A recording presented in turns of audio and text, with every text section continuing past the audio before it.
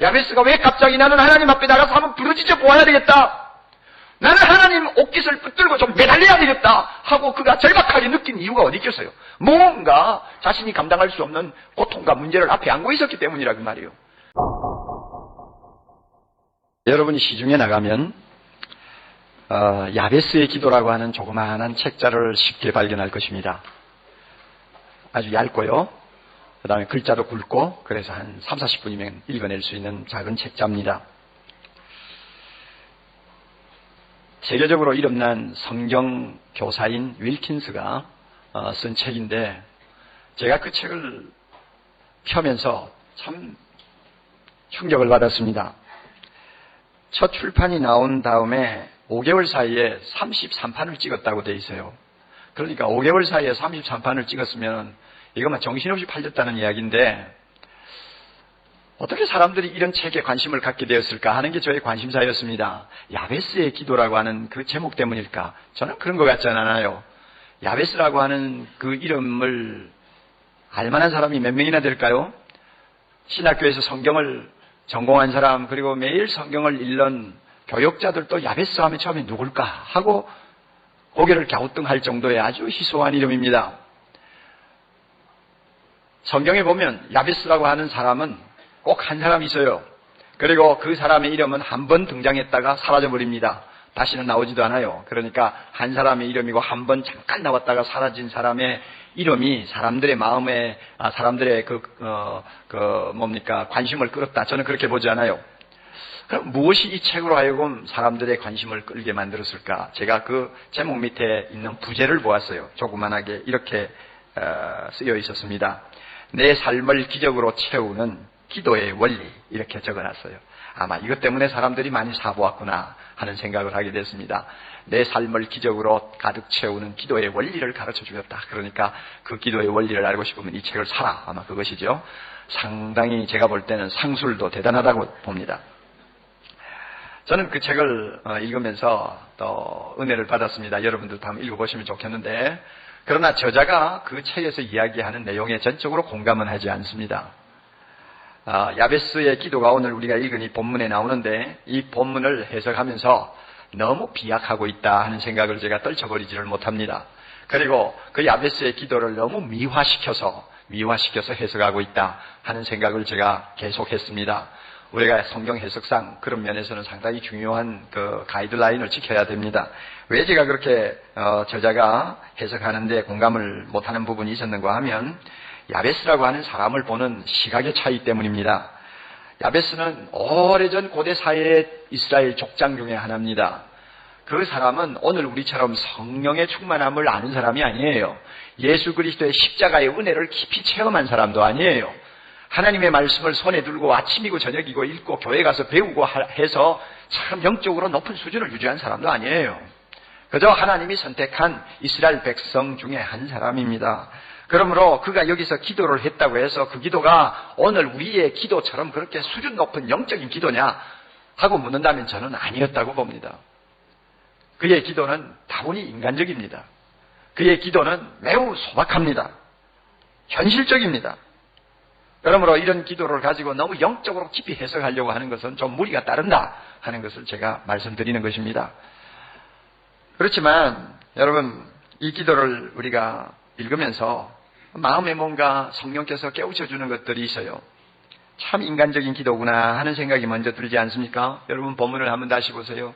원컨대 주께서 내게 복의 복을 더하사 나의 지경을 넓히시고 주의 손으로 나를 도우사 나를 환난에서 벗어나 근심이 없게 하옵소서.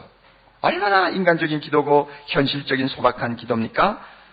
그럼에도 불구하고 하나님이 그의 기도를 허락하셨더라, 하나님이 그 구하는 것을 들어주셨더라 하고 나옵니다. 그러니까 야베스가 우리의 관심을 끄는 것은 그는 소박하고 인간적인 기도를 하나님께 드리고 그 기도의 응답을 받아서 복을 누린 사람이다 하는 그 점이 우리에게 아주 어필하는 거예요. 우리의 관심을 끄는 것이라고 생각을 합니다. 이런 차원에서 오늘 우리가 이 본문을 좀 깊이 묵상할 수 있기를 바랍니다. 오늘 말씀해 보니까 야베스를 놓고 형제보다 존귀한 자라고 하는 말을 씁니다. 존귀하다는 뜻은 여러분 이미 알고 계시지 않습니까? 유대나라 사람들은 다 존귀합니다. 왜냐하면 많은 백성 가운데 하나님이 선택한 자들이기 때문에 그들 자체가 존귀한 자입니다. 그런데 야베스를 놓고는 그 유대나라의 모든 형제들보다 더 존귀한 사람이라고 이렇게 말을 합니다. 그 이유가 어디 있을까요? 기도라는 것은 가장 존귀하신 하나님과 만나는 행위입니다. 그러므로 기도하지 않고 있는 유대나라 사람도 존귀하지만 자기의 문제를 가지고 하나님 앞에 부지런히 나와서 엎드리는 사람을 하나님은 다른 사람보다 더 존귀하게 여기십니다. 가장 존귀하신 하나님을 수시로 만나는 사람이니까 자연히 더 존귀할 수밖에 없는 것이죠. 우리 모두가 야베스처럼 이렇게 더 존귀한 자가 될 수 있기를 바랍니다. 예수 다 같이 믿어도요, 어떤 사람은 하나님 보기에 더 존귀할 수 있습니다. 왜? 무릎을 꿇고 존귀하신 하나님 앞에 엎드리는 자이기 때문입니다. 예수를 믿어도 하나님 보시기에 존귀하지 못하다고 느끼는 사람이 있을 수 있습니다. 왜냐하면 존귀하신 하나님을 만나는 일을 더 많이 하기 때문입니다. 우리가 어떤 사람이 되어야 되겠습니까? 더 존귀한 자로 인정을 받는 자가 되어야 되겠습니다. 야베스의 기도를 우리가 보면서 나도 이런 기도를 좀 해야 되겠구나 하는 생각을 하게 됩니다. 저 자신도 마찬가지예요. 우리는 지난주 천인 공로할 끔찍한 테러 사건을 보았습니다.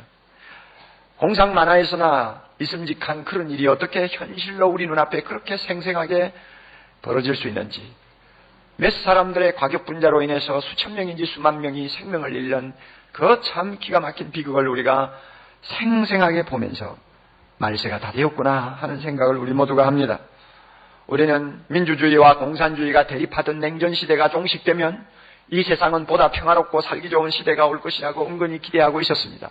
또한 우리 모두는 인터넷을 통해서 전 세계가 지구촌이 되면은 우리 모두가 어떤 인종적 국가적 장벽 때문에 누리지 못하는 많은 것들을 서로 공유하는 복된 사회가 우리 앞에 올 수 있다고 우리는 기대도 했습니다. 그러나 셔무엘 헌팅턴 박사가 언젠가 예언한 것처럼 냉전 시대가 종식되면은 이제는 문명의 충돌 시대로 접어들 것이다. 그래서 기독교와 회교가 충돌하고 서구 사회와 아랍권이 충돌해서 이 세계는 더 비참한 파국을 맞을 수 있다고 예언한 것이 마치 이제는 현실로 다가오는 것 같은 어두운 그림자를 우리가 이번 사건을 통해서 보게 됩니다. 아마 경제가 점점 더 나빠지고 전 세계가 불황에 지금 접어들고 있기 때문에 오늘보다 내일이 더 살기 힘든 나날이 될지도 모르고 우리 세대보다 우리 다음 세대가 혹독한 고통을 치르는 무서운 시대가 될지도 모른다는 불길한 예감을 떨칠 수가 없는 것도 사실입니다. 이러할 때에 우리 모두가 어떤 사람이 되어야 되겠느냐? 어떤 사람이 되어야 되겠느냐? 야베스처럼 우리의 문제를 들고 하나님 앞에 나가 우리의 나약함을 솔직히 고백하고 하나님이 나의 모든 삶을 책임지시고 복을 달라고 하는 기도를 할 필요가 있다고 믿습니다. 그러면 이런 기도를 할 때마다 하나님은 우리를 멸시하는 것이 아니라 누구보다도 존귀한 자로 대접해 주시면서 야베스에게 응답하신 그 축복을 우리에게 내려주실 줄 믿습니다. 역대상 여러분 읽어보셨어요? 1장부터 쭉 읽으려면 아마 한두 장 읽다가 하품이 날 거예요. 아마 읽어보셨으면 하품이 난다는 말을 아마 이해할 거예요. 목사가 저렇게 뭐 좀 덕이 없는 소리를 하나 이야기할지 모르지만 저도 역대상 1장부터 9장까지 이 이스라엘의 족보가 쭉 이어지는 이 말씀은 참 읽기가 힘들다고 느낄 때가 많아요. 그래서 어떤 때는 몇 절씩 뛰어넘기도 하고요. 한 500개 정도의 이름이 나열이 되는데 그 이름을 어떻게 다 읽을 수도 없고 외울 수도 없잖아요. 그래서 그냥 적당히 넘어갈 때가 많은데 야베스에게 와서는 조금 멈칫하고 우리가 다시 한번 주목을 하게 됩니다. 왜냐하면 다른 족장들은 그냥 이름만 이야기하고 넘어가고 하는데 야베스에게 와가지고는 뭔가 다른 데가 있잖아요. 마치 이 성경을 기록하는 저자가 우리에게 이렇게 말하는 것 같습니다. 아니 잠깐만 이 야베스라는 사람에 대해서는 우리가 그냥 넘어갈 수가 없어요. 좀 남다른 데가 있는 사람이에요. 한번 들어보세요. 하고는 그 사람에 대해서 특별한 코멘트를 하는 것을 우리가 보기 때문입니다. 그 사람 가만히 보면 세 가지가 독특해요. 첫째는요, 자기 어머니가 아주 고생하면서 낳았다는 거예요. 내가 수고로 낳았다. 그러니까 무지무지하게 무슨 고생을 한 것 같아요. 그리고 또 하나는 하나님 앞에 복을 달라고 특별히 기도 많이 한 사람이라는 거예요.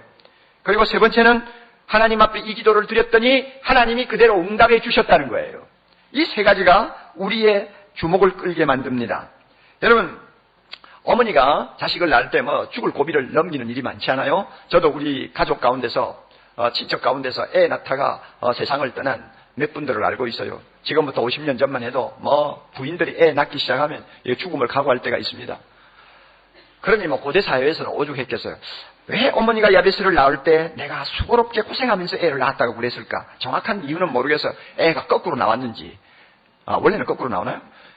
아마 다리부터 먼저 나왔는지, 아니면은 애를 낳기 전에 아버지가 갑자기 세상을 떠나셨는지, 아니면은 이 애를 임신하고 나서 집안에 뭐 도무지 뭐 이것저것 도무지 이거는 뭐 감당할 수 없는 어떤 우환이 덮쳤는지, 하여튼 이 애 때문에 내가 고생 꽤 하는구나 하고 어머니가 생각을 했던 것 같아요.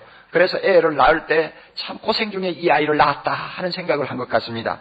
그런데 그 정도면 좋겠는데 이 어머니는 자기가 얼마나 고생하면서 이 아이를 세상에 내놨는지를 애가 평생 잊지 않기를 원했습니다. 어머니 치고는 별 어머니가 다 있어요. 그래가지고 이름을 야베스라고 지었어요.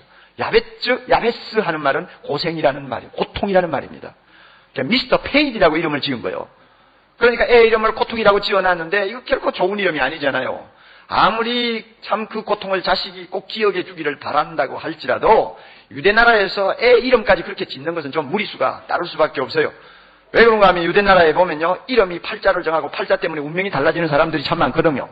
예를 들면은 성경에 룻기서라는 아주 작은 성경책 있지 않습니까? 거기에 주인공이 룻기라고 하는 그 여성입니다. 그런데 그 룻기의 시어머니가 되는 나오미가 이민 갔다가 애 둘을 낳았습니다. 아들 둘을 낳았는데 하나는 말론이라고 하고 하나는 기련이라고 이름을 지었습니다. 그런데 큰아들 마련이 아마 태어날 때부터 몸이 몹시 약했나 봐요. 그래서 왜 말론이라고 지었느냐, 말론의 뜻은 허약하다는 뜻이에요.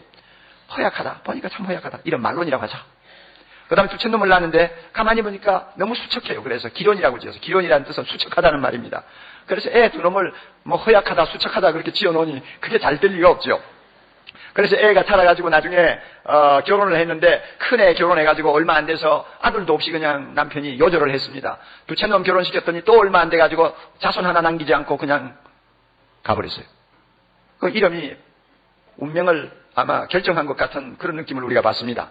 솔로몬이라는 이름은 무슨 뜻입니까? 평화. 그러니까 한평생 전쟁 한번 치르지 않고 팔자 좋은 인생 살다가 간 사람 아닙니까? 참 이름이라는 게 그만큼 중요해요.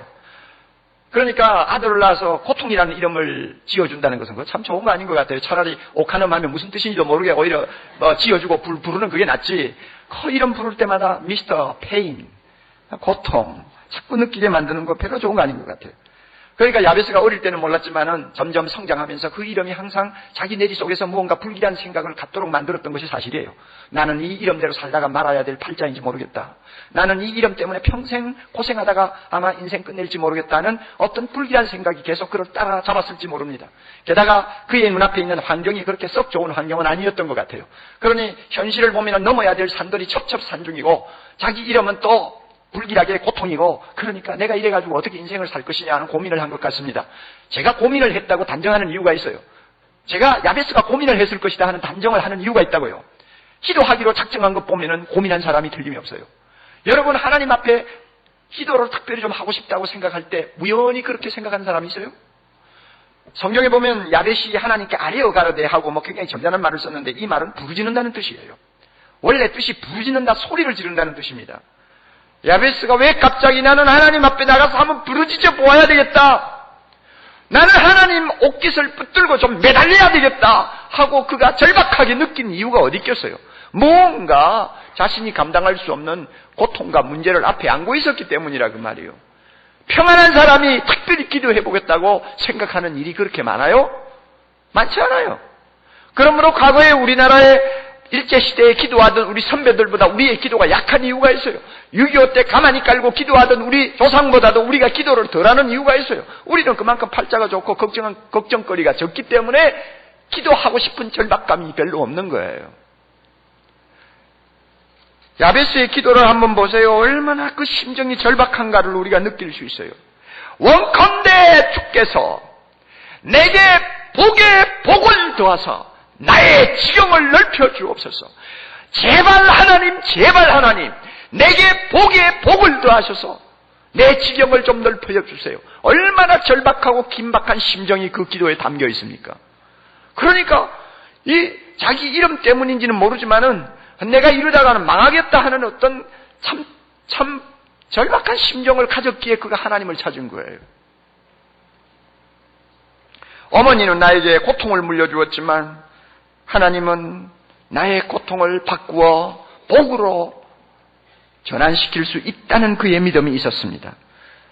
조상은 나에게 복을 안겨주지 못했지만은 내가 나의 고통을 들고 하나님 앞에 나가서 부르짖기만 하면 전능하신 하나님, 자비로우신 하나님은 나의 고통을 바꾸어 복으로 나에게 안겨주실 수 있다고 하는 믿음이 그에게 있었던 것이 틀림이 없습니다. 그래서 하나님 앞에 나가기만 하면 내 운명도 하나님은 바꾸어 주신다 하는 그의 믿음이 작용한 것이 틀림이 없습니다. 여러분, 이런 야베스의 자세에서 우리가 배워야 되지 않겠어요? 우리 모두는 이름까지 고통이라고 지어놓은 사람은 없어요. 이름은 다 좋은 이름을 우리 모두가 갖고 있습니다. 그러나 우리의 삶을 돌이켜보면 우리의 삶은 여기저기에 고통으로 얼룩져 있고 고통으로 갈기갈기 찢어져 있습니다. 우리가 어떤 시대에 태어나든 간에 정도의 차이는 있지만은 슬픔과 고통이라고 하는 인간의 그 운명을 완전히 벗어난 자유인은 없습니다. 고난에는, 고통에는 긍정적인 면과 부정적인 면이 있습니다. 그 부정적인 면이 뭐냐? 체념하는 것입니다. 내 팔자 이 이상 무엇이 더 좋아지겠냐? 되는 대로 살자. 그리고는 모든 탓을 조상에게 돌리고 자기의 무능함에다 돌리면서 좌절하고 그저 되는 대로 인생 살려고 마음먹는 게 부정적인 반응이죠. 긍정적인 반응이 무엇입니까? 나는 내 팔자대로 살고 싶지 않아. 엄마가 나에게 어떤 이름을 지어주었던지 간에 나는 그 이름대로 살고 싶지 않아. 나는 도전할 거야. 나는 이 모든 난관을 극복하고 복을 받는 사람이 되고 싶어 하고 야베스처럼 하나님을 향해서 달려가는 자세를 취하면 그것은 나의 고통에 대한 긍정적인 반응이에요. 야베스에게서 우리는 이 긍정적인 반응을 배워야 합니다. 여러분은 어떤 고통을 안고 있습니까? 그리고 그 고통에 대해서 어떤 관점을 갖고 있습니까? 어떤 자세를 취하고 있습니까? 긍정적인 반응인가요? 긍정적인 도전인가요? 아니면 부정적인 반응인가요? 여러분 스스로가 살펴보셔야 되겠습니다. 야베스의 기도를 잠깐 보십시다. 제가 자꾸 반복합니다만 굉장히 인간적인 기도예요. 그리고 단순해요. 그 기도를 가만히 읽으면 참 인간적이고 현실적인 기도를 하고 있다고 생각합니다. 왜 그렇습니까? 복 달라고 기도하니까요. 복이 뭐예요? 사람이 자기 힘으로 손에 넣을 수 없는 것을 하나님이 주실 때 누리는 은혜가 복이에요. 내 힘으로 도무지 소유할 수가 없어요. 아무리 마음으로 원해도 내 손에 들어오지 않아요. 이것을 하나님이 그냥 어떻게 해서 나에게 안겨주실 때 나는 복 받았다 그러는 것입니다.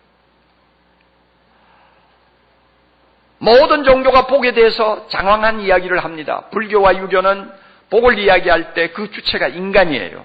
복을 받을 수 있는 자격도 인간이 갖출 때 받는다고 그러고 또 복을 받는 목적도 인간 자기를 위해서 받는다고 이야기합니다. 그러나 기독교의 복의 관념은 틀립니다. 하나님이 주체예요. 주시는 자도 하나님이시오. 그 복을 빼앗아가는 자도 누굽니까? 하나님이시오. 내가 복을 받아 누리는 목적도 하나님의 영광을 위해서다 하는 분명한 하나님의 주체적인 사상이 들어있어요. 야베스가 이 사실을 얼마만큼 깊이 알고 있었는지는 모르지만 그도 대동소이했다고 생각합니다. 복을 달라고 기도합니다. 어떤 복을 달라고 합니까? 나의 지경을 넓혀달라고 기도하죠. 유대나라 사람들은 부모가 세상을 떠날 때 자기 소유를 자식들에게 유산으로 남겨줍니다. 그 하나님이 정해준 젖과 꿀이 흐르는 조그마한 땅, 그 땅을 대대손손이 보존하는 것이 그들에게는 큰 사명이었어요. 그러므로 조상 때부터 물려받은 이 땅을 심지어 다른 친척에게 넘기는 일도 거의 없어요. 그대로 잘 보존했다가 장자에게는 좀 큰 땅을 주고 작은 차자에게는 조금 작은 땅을 주면서 이렇게 전부 나눠줘요. 그게 지경이에요. 테리토리예요. 야베스도 아마 아버지로부터 조그마한 땅을 물려받은 것 같아요. 그런데 야베스가 보니 그것 가지고 살면 막 평생 그저 입에 그저 풀칠이나 하고 그저 살다가 끝날 것 같단 말이에요. 내가 이렇게 평생 가난을 벗어나지 못하고 이렇게 살다가 끝나면 이거 무슨 의미가 있느냐. 땅이 좀 더 넓었으면 좋겠다. 좀 더 내가 큰 땅을 가지고 참 큰 소리 치면서 좀 살았으면 좋겠다는 그런 생각을 했던 것 같아요. 그래서 하나님이여 내 지경을 넓혀 주시옵소서. 요사의 말로 말하면은 주여 나에게 복을 주사 이 가난에서 벗어나게 하옵소서. 주여 나에게 사업을 번창시켜 주시옵소서. 그리하여 내가 원하는 어떤 소원을 좀 이루도록 해 주시옵소서 하는 기도와 같아요. 물질의 축복, 성공의 축복, 부여의 축복을 달라는 것이죠. 매우 인간적이고 현실적인 기도입니다. 그리고 이어서 그가 또 무슨 기도를 합니까? 무슨 복 달라고 그래요? 하나님이여 하나님의 손으로 나를 도우사 나로 어디에서? 환난에서 벗어나 근심이 없는 인생 살게 해달라고 기도하잖아요. 이 근심이라는 말은 고통이라는 말입니다. 똑같은 단어예요. 그런데 우리나라 번역에서 그냥 근심이라고 했는데요. 하나님이여 하나님 손으로 나를 보호하사 환난이 나에게 다가오지 않게 하시고 이 환난 때문에 막 고통하면서 사는 인생 살지 않게 하옵소서. 그러니까 무슨 복 달라는 것입니까? 첫 번째로는 하나님의 모든 부요함을 달라고 참 잘 살 수 있도록 해달라고 기도하고 그 다음에는 하나님이 복을 주실 때 그것을 잘 누리면서 평안하게 살게 해달라고 하는 기도입니다. 참 인간적이고 현실적인 기도죠. 사람이면 100이면 100 다 얻고 싶어 하는 복을 지금 이 야베스가 구하고 있습니다. 그렇잖아요. 아무리 물질의 축복 많이 받았다고 할지라도 가정에 자꾸 우환이 생기고 병이 나고 자식들이 사고를 일으키고 해가지고 정신없이 날마다 아침 저녁이고 근심하고 고통을 하면서 살아야 한다면 그게 복이 아니죠. 아무리 쌓아놓은 한들 복을 누릴 수 없으면 복이 아니죠. 그러니까 야베스는 두 가지를 달라는 거예요. 하나님 복을 주시되 먼저 자기 사업, 자기 생업이 번창하게 해주시고 그 다음에는 그 번창한 생업을 통해서 평안을 누리고 살게 해주시옵소서 하는 기도입니다. 좋은 기도입니까? 아닙니까? 좋은 기도예요? 아니에요? 아이고, 예수 믿는 사람이 그렇게 유치한 기도를 하고 있어. 하나님이 다 알아서 주실 텐데. 예, 우리는 이런 믿음도 있어요. 그래서 옥목사 같은 사람은 그렇게 복 달라고 애걸복걸 한 일이 별로 없어요. 왜냐하면 목사 기껏 복을 받아봐야 월급 조금 올라가는 거 외에 뭐가 있겠어? 아무것도 없죠. 그러니까 그거 가지고 복 달라 달라 실험할 필요는 없어요. 그죠? 저 목사의 기도는 아무래도 차원이 좀 높죠. 그렇죠? 그러나 우리는 인간이에요. 야베스의 기도를 배워야 합니다. 우리가 인간으로 현실을 살기 때문에 이 현실에서 복받은 사람의 삶을 사는 것은 하나님의 영광을 위해서 중요합니다. 하나님의 자녀는 복을 구할 자격이 있어요. 자비로우신 하나님이 자기 자녀들이 평생 살면서 고생만 잔뜩 하다가 천국에 들어오는 거 원치 않아요. 하나님은 아버지시기 때문에 우리 모두가 잘 되기를 바랐습니다. 할렐루야. 예, 그러므로 인간적인 기도라고 우리가 머무적거릴 필요가 없고 너무 현실적인 기도라고 해서 우리가 겁을 집어먹고 미안해서 드리지 못할 일이 있다면 안 돼요. 야베스처럼 솔직하게 하나님 앞에 구할 필요가 있습니다. 저는 우리 교회 안에 많은 가정들을 알고 있습니다. 어떤 가정을 생각하면 가슴이 답답해요. 하나님 복 좀 주세요. 이런 가정 장사 좀 잘 되게 해주세요. 자금이 부족해가지고 참 뭘 좀 제대로 해보려고 해도 힘을 쓰지 못하는데 이럴 때 하나님이 그저 조금만 잘 되도록 도와주시면 금방 일어서지 않아요 하는 생각이 들어서 그런 가정을 생각할 때마다 기도가 절로 나옵니다. 무슨 기도입니까? 주여 믿음이 좋아지게 하옵시고 천국 가게 해주시고 그 기도 아니고 하나님 이 가정 좀 도와주세요. 자식들이 저렇게 고생하면 어떻게 합니까? 도와주세요 하는 기도가 나올 수밖에 없어요. 인간적인 기도지만은 저는 서슴지 않고 이런 기도 할 수 있어요. 지방에서 잘 살지도 못하는 가정이지만은 머리가 좋아가지고 서울로 대학에 유학 온 많은 학생들이 우리 교회에 있어요. 등록금 때만 되면은 등록금 마련하느라고 밤잠을 못 자고 고민하는 학생들이 있어요. 그런 학생들 볼 때마다 마음이 아파요. 기도를 하게 되어 주여 이들에게 은혜를 주옵소서. 등록금 누구를 통해서 주시든지 가정에 복을 주시든지 하여튼 물질의 축복을 주시든지 주께서 좀 걱정하지 않고 공부할 수 있도록 좀 도와주세요. 내가 과거에 그런 생활을 좀 해봤기 때문에 너무나 그들의 형편을 알아요. 하나님, 이런 젊은이들 너무 지치고 너무 기가 죽지 않도록 복 좀 주세요. 그 기도가 뭐가 잘못됐나요? 뭐가 잘못됐어요?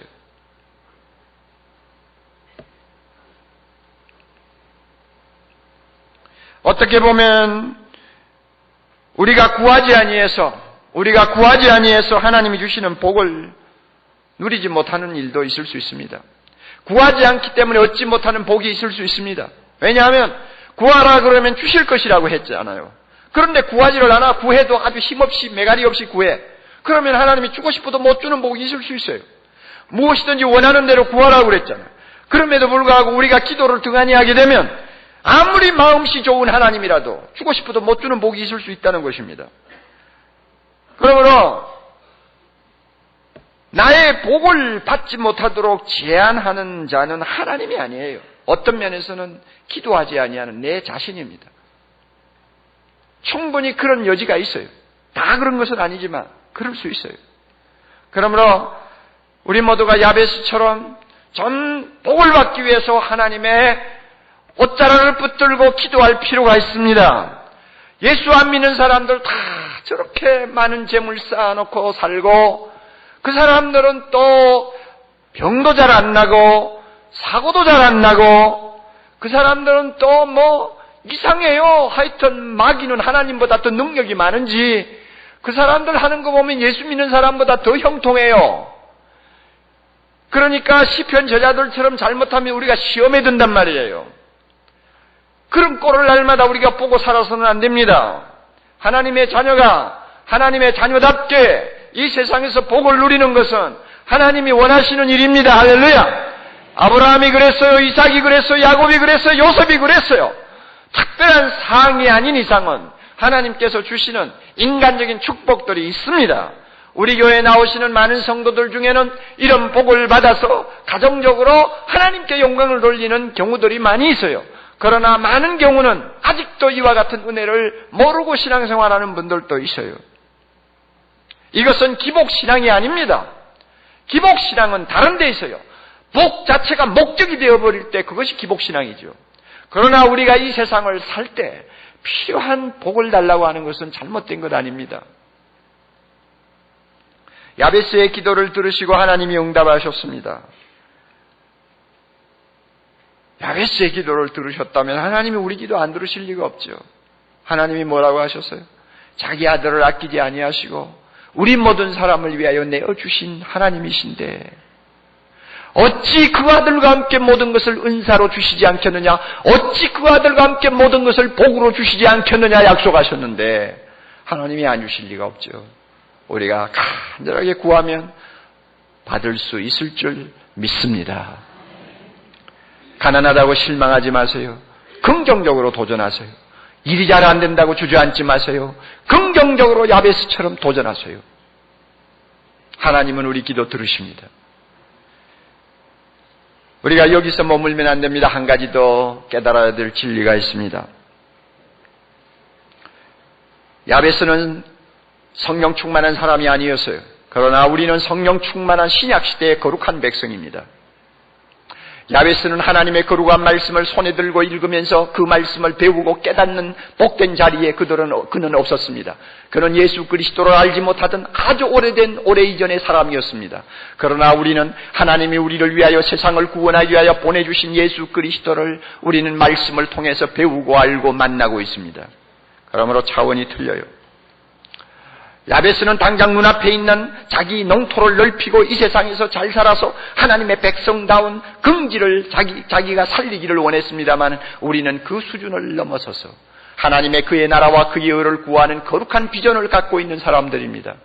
어떻게 하면 하나님의 이름이 이 세상에서 존귀 여김을 받을까?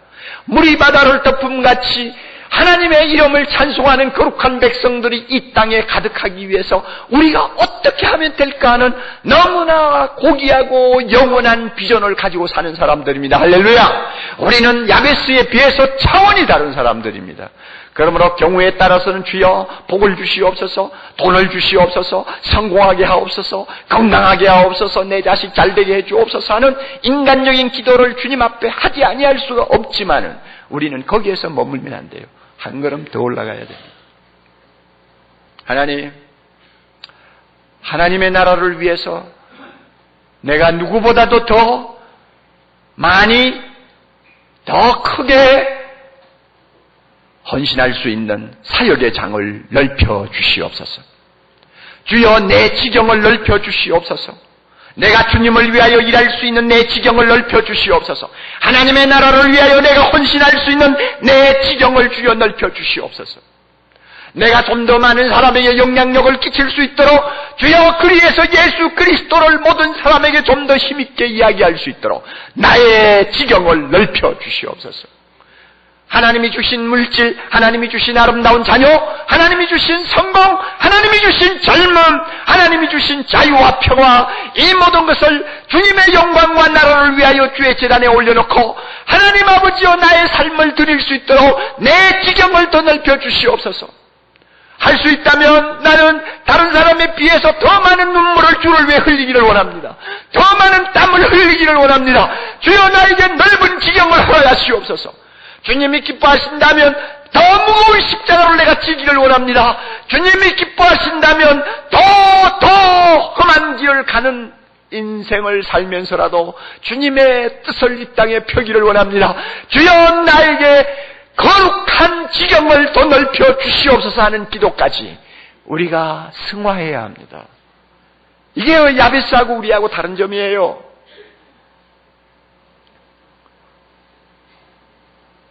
하나님의 백성은 사람들 보기에 가장 작은 자일지라도 천을 이루고 가장 약한 자처럼 보일지라도 강국을 이루는 능력을 가졌다고 했습니다. 그러므로 하나님 나에게 이와 같은 능력을 주셔서 내 지경을 넓히시고 누구보다도 하나님의 영광 위에서 내 짧은 인생 쓰임받게 하옵소서. 내가 가진 물질 쓰임받게 하옵소서. 내가 가진 좋은 위치, 명예와 권력 모든 것이 하나님의 나라를 위해 쓰임받을 수 있도록 내 지경을 넓혀 주시옵소서. 이 기도해야 합니다. 이런 기도가 없이 단지 야베스처럼 인간적인 기도만 하고 끝난다면 그 사람은 성령의 사람이라 말하기 어렵습니다. 그 사람은 하나님 나라의 비전을 가진 사람이라고 말할 수 없습니다. 대각성전도 지배를 앞에 놓고 우리는 기도해야 합니다. 주여 우리 성도들에게 복을 주시옵소서. 그리고 우리가 복을 받으면 그 복을 가지고 주님의 나라를 위해 더 일할 수 있도록 사랑의 교회 지경을 넓혀 주시옵소서.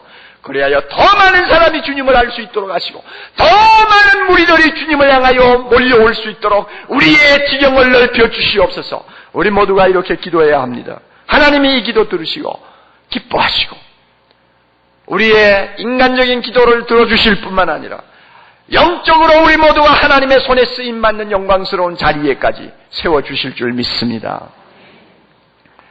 강용우 박사라고 여러분 많이 들으셨죠?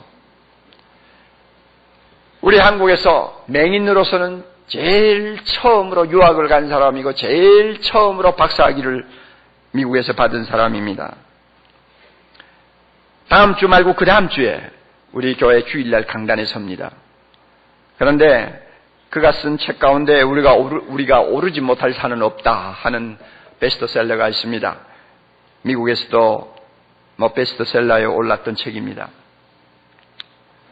그는 중학교 학생 때 축구공에 맞아서 실명을 했습니다. 그가 실명을 하고 나서 4년 사이에 아버지 세상 떠났지. 아들이 실명하는 것을 보고 절망한 어머니가 세상 떠났지. 그 다음에 자기는 눈이 멀어졌죠. 부모가 세상 떠나자마자 동생 셋을 거느리고 다니던 고등학교 중퇴하고 봉제공장에 다니면서 밤이고 낮이고 일을 하던 누나가 18살 나이에 그만 죽었습니다. 그러니까 온 집안이 완전 무슨 벼락 맞은 것처럼 콩가루가 돼버렸어요. 이 강 박사는 모태신앙입니다. 그러니까 예수 믿는 집안에 이런 그 끔찍한 일들이 일어났으니 그 뭐 저주받은 거나 다름이 없이 보이지 않겠어요? 하나님 앞에 매달려서요, 눈을 다시 보게 해달라고요. 피눈물을 쏟으면서 병원에서 기도하고 수술을 몇 번씩 받고 했는데도 하나님이 그의 기도를 들어주시지 않았어요. 결국은 암흑이 그의 눈을 덮었고 그의 인생을 암흑이 짓누르고 있었습니다. 그럴 때 어느 목사님이 그에게 와서 사도 바울 이야기를 했어요. 사도 바울도 평생 몸에 가시를 가지고 살았습니다. 너무나 그 고통이 너무나 심해서 하나님 앞에 고쳐달라고 부르짖었지만 하나님은 고쳐주시지 않았습니다. 그 대신 하나님께서는 그 가시로 인한 고통이 그에게 능력이 되도록 해주셨습니다. 강용호 군도 사도 바울처럼 될 수 있어요 하고 가르쳐주는 말씀에 그의 영의 귀가 열렸습니다. 그래서 바울과 자기를 동일시하면서 자기의 그 고통과 불행을 다시 보기 시작했습니다. 그래서 그는 긍정적으로 자기 불행을 극복하기로 마음을 결심했습니다. 그리고 도전하기로 했습니다. 그러니까 기도가 달라질 수밖에 없죠. 지금까지는 고쳐달라는 기도밖에 안 했는데 그렇게 마음이 달라진 다음에 그의 기도는 이렇게 바뀌었다고 합니다. 하나님이여, 나의 고통을 통해 다른 사람을 섬기게 해 주옵소서. 하나님이여, 나의 고통을 통해 하나님 나라에 기여하는 적극적인 사람이 되게 하옵소서. 나의 고통을 통해 다른 사람을 섬기게 하시고 나의 고통을 통해서 하나님 나라의 보탬이 될 수 있는 삶을 살게 해 주옵소서. 얼마나 차원 높은 기도입니까?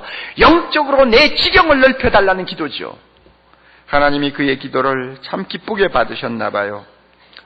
연세대를 졸업하고 미국으로 유학 가서 교육학을 전공한 다음에 철학 박사가 되었습니다. 그리고 거기서 교수를 합니다. 연세대학 다닐 때 천사 같은 아내를 주셨고 두 아들을 허락하셨어요. 그 두 아들이 얼마나 총명한지 다 하버드로 들어가서 하나는 자기 아버지 실명한 것을 보고 생각이 특별했는지 안과 의사가 되고 하나는 변호사가 되었어요. 이 강 박사의 이야기를 빈센트 필 목사님, 유명한 목사님이죠. 그 목사님이 듣고 나서 강 박사에게 이런 말을 했다고 합니다. 강 박사, 당신의 생애를 알고 하나님의 존재를 부정할 사람이 아무도 없을 것이요. 당신의 인생 이야기를 듣고 하나님이 계시지 않는다고 할 사람은 아무도 없을 거요. 당신이야말로 이 시대가 요구하는 그리스도의 위대한 산 증인입니다. 당신이야말로 하나님을 증거할 수 있는 위대한 증인이 되었습니다. 그래서 지금은 부시 대통령의 특별 보좌관 아닙니까? 전 세계를 누비고 다니면서 그는 하나님의 영광을 위해 일하고 있어요. 얼마나 그의 지경을 하나님이 크게 열어주셨는지. 하나님은 살아계십니다. 아멘. 복을 달라고 부르짖는 사람에게 하나님은 응답하십니다.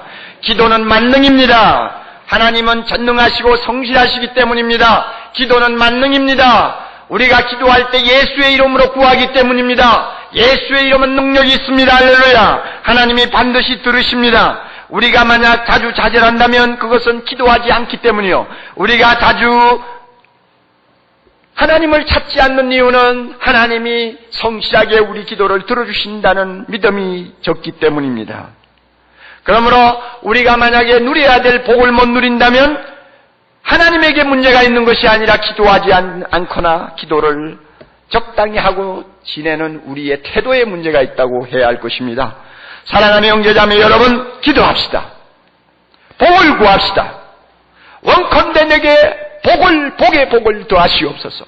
나의 지경을 넓혀주시옵소서. 하나님이여, 하나님의 손으로 나를 도우사 나로 환난을 벗어나 근심이 없게 하옵소서. 고통이 없게 하옵소서.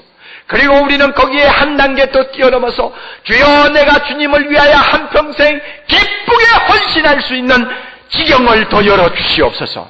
우리가 이렇게 기도합시다. 그러면 우리의 삶을 하나님께서 기적으로 채워주실 줄 믿습니다. 그 기적의 주인공이 누굽니까? 바로 우리들입니다. 바로 사랑하는 형제자매 여러분들입니다. 기적의 주인공이 되시기를 바랍니다. 다 같이 기도하십시다. 자비로우신 하나님 아버지, 우리에게 하늘의 복과 땅의 복으로 채워주시기를 원하시는 자비로우신 하나님 아버지, 오늘 우리가 주의 말씀을 들으면서 나도 야베스처럼 하나님 앞에 나가 복을 달라고 간절히 기도하고 부르짖어야 되겠다고 하는 결심을 다시 하게 해주신 것 감사합니다. 주여, 이 험하고 무서운 세상을 살면서 하나님의 복이 없이는 우리는 하루도 안심할 수가 없는 줄 아시지 않습니까? 주여, 우리에게 이 세상을 살면서 필요한 땅의 복도 허락해 주시고 더욱이 더 나아가서는 하나님의 백성답게 영원히 남을 수 있는 이를 위하여 헌신할 수 있는 영적인 축복, 하늘의 축복도 가득히 채워 주시옵소서. 우리 중에 가난으로 인하여 실험하는 사랑하는 성도들 복을 주시옵소서. 몸이 약하여 실험하는 성도들에게 복을 주시옵소서. 자녀 때문에 고통하는 부모들에게 복을 주시옵소서. 이 사회에서 여러 가지 사업도 하고 직장생활도 하고 여러 가지 일들을 많이 하는데 믿지 아니하는 자들 틈바구니에서 하나님의 복을 받아야 할 자들이 많이 있습니다. 주여, 복을 주시옵소서. 대각성전도 집회를 앞에 놓고 우리가 거룩한 나라를 위하여 일할 수 있는 넓은 지경이 필요하오니 우리 모두에게 하나님의 나라의 큰 지경을 열어주셔서 누구보다도 많은 땀을 흘리게 하시고 눈물을 흘리게 하시고 누구보다도 많이 헌신할 수 있는 우리 모두가 되게 해 주시옵소서. 예수님 이름으로 기도드리옵나이다. 아멘.